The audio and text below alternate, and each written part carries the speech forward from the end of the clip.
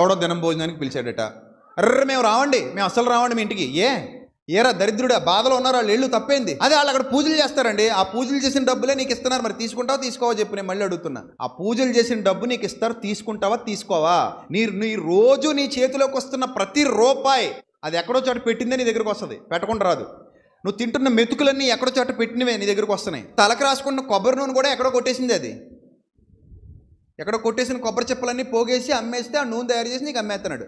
నువ్వు రోజు రాసుకుంటావు. కొంతమంది మింగుతారు కూడా, కొంతమంది పిచ్చికారీలు కూడా చేస్తున్నారు స్వస్థత సాల్లో. ఈ స్వస్థత సాల్లో కొట్టే కొబ్బరి నూనె అంతా వాళ్ళ తోటలో పండించిన కొబ్బరికాయలా చెప్పమని, నాకు తోటలో పండించిన కొబ్బరికాయలని చెప్పమని. స్వస్థత సాల్లో కొట్టే కొబ్బరి నూనె అంతా కాదు, ఎక్కడో కొబ్బరికాయలు అవి, ఎవరి తోటలో ఎక్కడో కొట్టేశారు అవి, ఏ దేవుడి దగ్గర కొట్టేశారో మనకు తెలియదు. నేను ఎత్తి మీదకి వచ్చి చేరింది, మరి ఏం చేద్దాం ఇప్పుడు? తల తీసేద్దామా, గుండె గీసేద్దామా? తెలియకుండా అయితే పర్లేదండి, తెలిసి అయితే కష్టం అండి. తెలిసినా తెలియకపోయినా లోకమందు విగ్రహము వట్టిది, అందులో ఏమీ లేదు.